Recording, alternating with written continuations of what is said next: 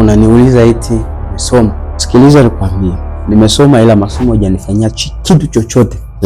Kama ulikuwa bado hujui, nimesoma lakini masomo hajanifanyia kitu chochote. Hiyo kama nakuja kuambia soma ila jifunze kazi ya mikono, nina sababu zangu.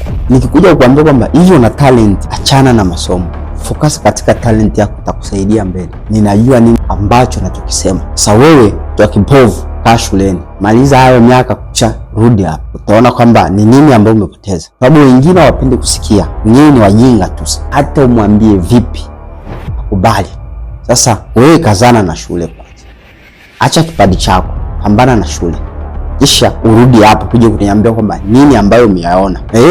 Wewe nenda, kisha utarudi niambie kwamba umesoma sasa nini ambayo matokeo. Kazi utakuwa huna, unalia mtaani, unajirudisha tena, unaanza tena ile kazi, ile kipaji yako ndio umeanza sasa. Sasa ukijiuliza ile miaka yote ambayo ulisoma, kwa nini usinge focus katika kipaji chako? Ni kwa uko mbali sana. Nakwambia wewe,